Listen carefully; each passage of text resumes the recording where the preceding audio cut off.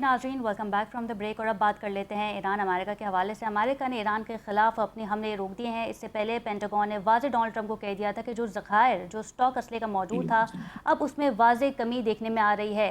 कुछ खबरों के मुताबिक ये बताया जा रहा है कि जो मुल्क साज़िश करवा रहे थे, कतर और पाकिस्तान, वो बहुत जल्द ईरान और अमेरिका के मुज़ाकरात एक बार फिर करवाएंगे। ये मुज़ाकरात या तो बर्गनस्टॉक, जेनेवा या फिर इस्लामाबाद में हो सकते हैं। कतर में जो अमेरिकन बेसिस मौजूद थे उसे भी खाली करवा लिया गया है। इन तमाम तर चीज़ों पे बात करेंगे और साथ ही जो मुंजमद एसेट्स थे, असासे थे ईरान के, उस हवाले से भी बड़ी खबर सामने आई कि ईरान ने वाज़ेह कह दिया कि मुज़ाकरात उन बेसिस पर होंगे जब हमारे फंड्स रिलीज़ किए जाएंगे। लेकिन साथ ही हमने ये भी देखा कि एक नई जंग का आगाज़ हो रहा है। यूक्रेन ने ईरान की जहाज़ पर हमला किया है, जिस पे ईरान की आला क़यादत ने ये कहा है कि वो रिटेलिएट करने का हक रखती है। वाज़ेह रहे, इससे पहले भी हमने देखा था कि ईरान के फॉरेन मिनिस्टर अब्बास अरागची रूस गए थे, वहाँ पे उनकी मुलाकात हुई थी रूसी सदर से। और अब ये बताया जा रहा है कि खित्ते में एक नई जंग छिड़ सकती है। वहीं हौसी और सऊदी अरेबिया में भी हमने देखा है कि झड़प हुई है, उनके शिप्स को रोका गया है। जबकि हमने ये भी देखा कि बाबुल मंदक से जब पाकिस्तानी शिप्स गुजर रहा था, उसे बआसानी हौसियों ने गुजरने दिया है। तमाम तर चीज़ों पे बात करेंगे। हमारे साथ मौजूद हैं doctor Hamid Al-Mashriqi, expert in international affairs, और इनके हमरा हैं गुल आयशा, बड़ी कड़ी नज़र रखती हैं गल्फ़ कंट्रीज़ के हवाले से। ये बताइएगा डॉक्टर साहब, अब वाज़ेह पेंटागन की जानिब से कह दिया गया है कि अमेरिका के पास जो असले का स्टॉक था उसमें वाज़ेह कमी देखने में आ रही है। यही वजह है कि डोनाल्ड ट्रंप का बयान भी मौजूद है कि हम मुज़ाकरात को एक और चांस देना चाहते हैं। जो मुल्क सालिसी करवा रहे हैं, यकीनी तौर पे उसमें पाकिस्तान है, कतर भी है। हम देखेंगे कि एक नई बैठक हो रही है दोनों फरीकैन के दरमियान, चाहे वो इस्लामाबाद में हो या फिर बर्गनस्टॉक में हो।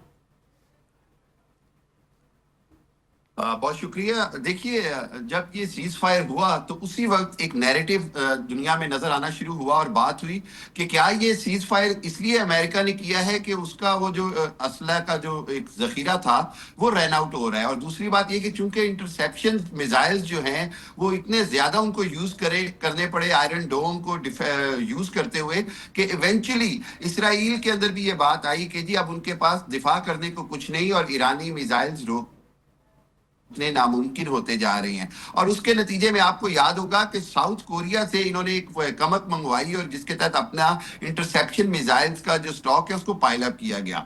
यहीं पर एक बड़ी चीज क्लैरिटी से समझ आ रही है, वो ये कि जहां पाकिस्तान या बाकी ममालिक ने कोशिश की सीज फायर को करवाने की, सीज फायर की, वहीं पर इसराइल ने एक बार फिर स्पॉइलर का किरदार अदा करते हुए जिस तरह दोबारा से प्रेसिडेंट ट्रंप और अमेरिका को इस जंग में धकेला है, दोबारा से ईरान की तरफ से उतनी ही रिटेलिएशन नजर आ रही है। ईरान की तरफ से उसी अंदाज में अमेरिकन बेसिस पर हमले किए जा रहे हैं कि इवेंचुअली जेडी वैंस ये कहने पर मजबूर हो गए कि ये जो जंग है इसको सारा जो दोबारा शुरू हुई है इसके अंदर इसराइल का किरदार है। और इसराइल ने ओवर 500 मिलियन डॉलर स्पेंड किए हैं to spoil the whole MOU जो कि पाकिस्तान ने इतनी मेहनत से साइन करवाया। आज जहां पर अमेरिका खड़ा है वहां पर अमेरिकन पब्लिक के अंदर बहुत ज्यादा रिजर्वेशन हैं, वहां पर पूरी दुनिया की इकोनॉमी चोक हो रही है।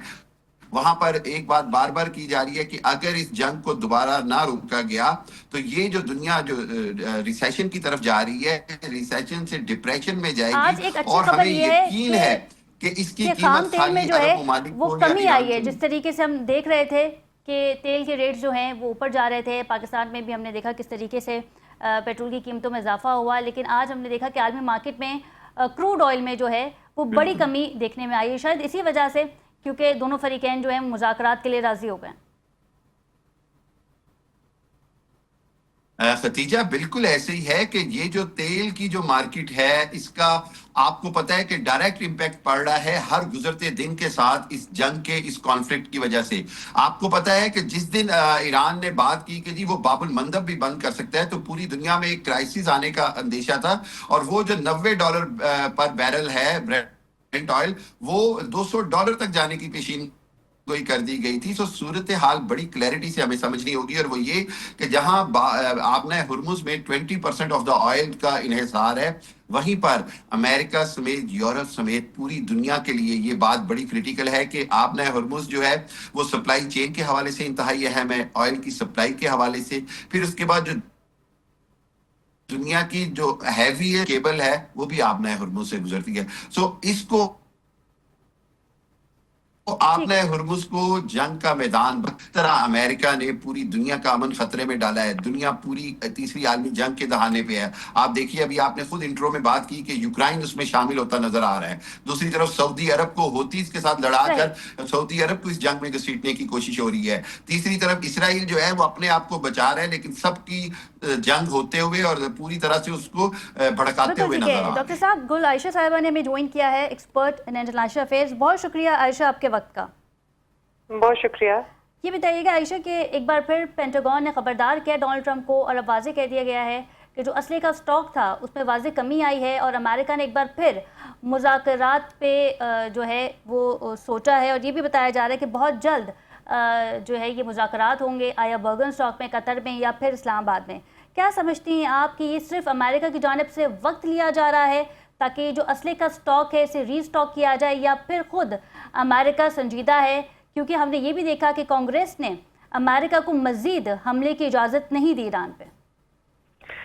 देखें, अभी जो सिचुएशन हमारे सामने आ रही है ना, इसमें हमें ये लगता है कि दोनों पार्टी जो है, ईरान और अमेरिका, दोनों ये चाहते हैं कि इस जंग से बाहर आया जाए, लेकिन कोई ग्रैंड बार्गेन हो, और वो बार्गेन ऐसी हो जिस इनमें ये दोनों चाहते हैं कि हम एज अ विनर सामने आए, जो कि पॉसिबल नहीं है। आप देखें, बहुत सारे और एक्टर्स इन्वॉल्व हो गए हैं, और जो प्रॉक्सीज हैं, हॉटीज हैं, वो इन्वॉल्व हैं इसमें। फिर उस पर अब आहिस्ता आहिस्ता आप यूक्रेन की बात जो आप कर रहे हैं, तो वो यूरोप को भी इसमें इन्वॉल्व करने की कोशिश की जा रही है। तो ये एक बहुत ही सीरियस कंडीशन बनती जा रही है, ये रीजन से निकल के अब ये वर्ल्ड की तरफ जा रही है।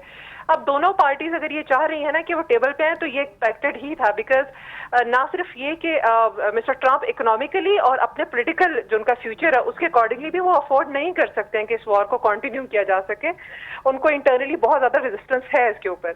और दूसरा, हम ईरान में भी देखें तो ईरान के अंदर आपको दो पार्टीज नजर आती हैं, दो ग्रुप्स हैं, दो इंस्टीट्यूशनल फ्रैक्शंस हैं जो क्लियरली नजर आते हैं। एक तो वो है पार्लियामेंटेरियन है, जिनको हम कहते हैं कि वो हैं जो प्रोग्रेसिव हैं, और वो ये चाहते हैं कि हम किसी डील पे आए ताकि थोड़ी सी ऐसी सिचुएशन क्रिएट हो जिससे ईरान भी को ब्रीदिंग स्पेस मिले, इन अ सेंस कि बहुत सालों से सैंक्शंस में है, और वो चाहते हैं कि कुछ पब्लिक के, और आपने देखा होगा अगर आपको याद हो तो इस जंग से पहले बहुत सीरियस इंटरनल प्रोटेस्ट चल रहा था, पब्लिक सारी रोड पे थी ईरान की गवर्नमेंट के अगेंस्ट जी। तो वो उनके लिए लेकर आना चाह रहे हैं कि कुछ ऐसा सोल्यूशन सामने आ जाए। लेकिन वो जो दूसरी पार्टी है ना, जो हार्ड लाइनर्स है, IRGC जो है, और जो स्पेशली जो मीडिया भी कंट्रोल करे, आपने वो भी देखी कि किस तरह से इवन अपने प्रेसिडेंट की स्पीच जो है उसको उन्होंने वो करके ऑल्टर करके उन्होंने भेजा, और फिर उसके बाद उन्होंने इंटरनल मैसेज भी भेजा कि भाई ये जो स्पीच प्रेसिडेंट हमारे करें, ये स्पीच भी ठीक नहीं है, उसमें चेंजेस खुद से करें। तो IRGC जो है ये हार्ड लाइनर है, और वो रिवेंज की पॉलिसी अडॉप्ट कर रहे हैं, लेकिन रिवेंज की पॉलिसी पर उनको समझना है कि इसका मतलब है फिर आप टोटल डिस्ट्रक्शन की तरफ जा रहे हैं।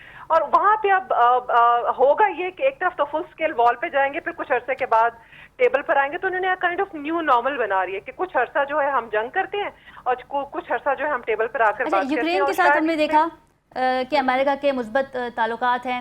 अमेरिका की जानिब से कई अरबों रुपए डॉलर्स दिए गए ताकि रूस पे हमला किया जा सके। वो यूक्रेन के साथ भी अमेरिका खड़ा था, लेकिन साथ ही हमने ये भी देखा कि जिस तरीके से यूक्रेन के सदर को लताड़ा था डोनाल्ड ट्रंप ने जब उन्होंने वाइट हाउस का रुख किया था।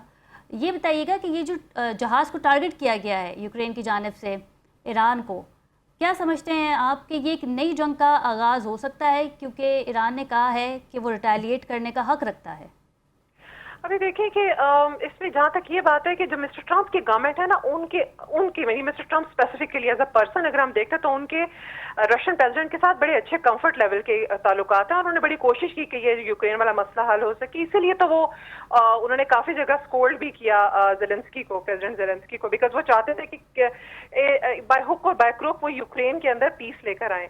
और अभी भी जो अटैक की बात हो रही है जिसमें वो कह रहे हैं हम रिटेलिएट, ईरान कह रहे हैं हम करेंगे, उसका मुझे इस तरह से भी सिनेरियो नजर आता है कि ईरान चूंकि ऑब्वियसली आइसोलेट हो रहा है बिकॉज ऑफ अपनी रिजिडनेस की वजह से। हालांकि ऐसा नहीं है, जब उनकी जो उनके लीडर जब उनकी शहादत की वो जो तदफीन के उनकी शहादत के बाद जो तदफीन की सारी सेरेमनी हुई थी तो उसमें सब मौजूद थे, बड़ा रिस्पेक्ट का एलिमेंट था। लेकिन जो ये रिजिडिटी है ना, उसकी वजह से आइसोलेशन है ईरान इंटरनेशनली आहिस्ता आहिस्ता। तो वो चाह रहे हैं कि वो जो मेरे जो पार्टनर्स हैं ना उनको मैं ड्रैग करूं, जिस तरह रशिया इवेंचुअली जब आप रिटेलिएट करेंगे तो रशिया को ड्रैग करने की कोशिश करेंगे, चाइना को ड्रैग करने की कोशिश करेंगे। جیسے پہلے ایک یہ بات بھی بہت سامنے آ رہی تھی کہ کیسپین سی کے تھرو جو ہے وہ رشیا جو ہے وہ چائنا کو ایران کو ویپن دیتا ہے، جس کا بعد میں رشیا نے تردید بھی کی کہ ہم ایسا کچھ نہیں کر رہے ہیں، ہماری کوئی ملٹری ڈیل سائن نہیں ہے، ہم صرف ڈپلومیٹک سپورٹ کر رہے ہیں ایران کو، کوئی کسی قسم کی ملٹری سپورٹ نہیں ہے۔ تو اب اس میں یہ ڈریگ کرنے کی کوشش کی جا رہی ہے کہ جتنے زیادہ آپ بیچ میں لے کر آئیں فیکٹری پارٹیز تاکہ جنگ اور بھی زیادہ کمپلیکس ہو جائے، لیکن اگین اس کی بات یہ ہے کہ ایران اس میں سے چاہے گا کیا؟ اس میں سے کبھی بھی پروڈکٹیو ایران کے لیے ایسی چیز نہیں سامنے آئے گی جس سے وہ ایز اے ونر سامنے آئے گا، یہ اس کو انڈرسٹینڈ کرنا ہے۔ اور جہاں تک میں مسٹر ٹرمپ کو دیکھتی ہوں تو وہ تو obviously ان کی جو آپ کو ٹویٹ نظر آتی ہے، جیسے آج بھی جو دیکھ رہی تھی ان کے وہ ٹروتھ سوشل کے ڈونلڈ ٹرمپ کئی بار کہہ چکے ہیں کہ میں ایران کی تہذیب کو تباہ کر دوں گا، اس کے بعد پھر کہتے ہیں کہ ہم ایران کو ایک اور موقع دینا چاہتے ہیں۔ ان کے بیانات بھی موجود ہے کہ جو ہم نے ایران کی فضائیہ ہے وہ ختم کر دی ہے، ہم نے ایران کی آرمی ختم کر دی ہے، اسٹریٹ آف ہرمز پہ ہمارا قبضہ ہے، لیکن دوسری جانب ہم نے یہ بھی دیکھا کہ اسٹریٹ آف ہرمز پہ پاسدارانہ انقلاب بھی موجود ہے اور دونوں جانب یہ ناکہ بندی کی گئی تھی۔ ڈاکٹر صاحب کیا سمجھتے ہیں آپ کہ قطر نے امریکن ایئر بیسز خالی کروا دیے ہیں، یہ دعویٰ کیا جا رہا ہے، اور ساتھ ہی یہ بھی بتایا جا رہا تھا کہ جب سعودیہ اور یمنی حوثیوں کے درمیان جھڑپ ہوئی، اس وقت بھی یہ جھڑپ جاری ہے، تو ایک طرف تو یہ بھی کہا جاتا ہے کہ ایران کی پراکسی ہے حوثی، کیا سمجھتے ہیں آپ کہ کس تھرو سعودیہ جو ہے وہ اس جنگ میں کودا ہے؟ اور ڈونلڈ ٹرمپ کی جانب سے بھی کہہ دیا گیا ہے کہ ہم نیوکلیر پاور پلانٹ نہیں لگائیں گے اگر آپ نے اسرائیل کو تسلیم نہ کیا یا قبول نہ کیا، ابراہم اکارڈز کا حصہ نہیں بنے۔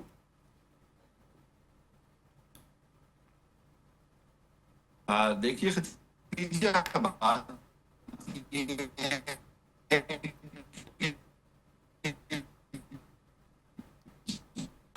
جی ڈاکٹر صاحب، جی ڈاکٹر صاحب، جنگ شروع ہوئی اور جس انداز ڈاکٹر صاحب آپ کو دوبارہ کنیکٹ کرنے کی کوشش کرتے ہیں۔ جی گل صاحبہ، یہ بتائیے گا کہ جو نیوکلیر پاور پلانٹ کے حوالے سے بات ہو رہی تھی کہ کوئی پرائیویٹ سیکٹر اس میں مداخلت نہیں کرے گا، امریکن کمپنی جو ہے وہ پلانٹ لگائیں گی سعودیہ میں، پھر ایک بیان بھی سامنے آیا کہ اگر سعودیہ ابراہم اکارڈز کا حصہ نہیں بنتا تو پھر کوئی نیوکلیر پلانٹ جو ہے وہ سعودیہ میں نہیں لگایا جائے گا۔ اور یہ بھی بتائیے گا کہ متحدہ عرب امارات کا رول تھرو آؤٹ دس وار آپ کیسا دیکھ رہی ہیں؟ ہم نے یہ بھی دیکھا کہ اوپیک سے متحدہ عرب امارات نکل گیا ہے، جو کہ ایک بہت ہی پرانا رکن تھا اور اہم رکن تھا۔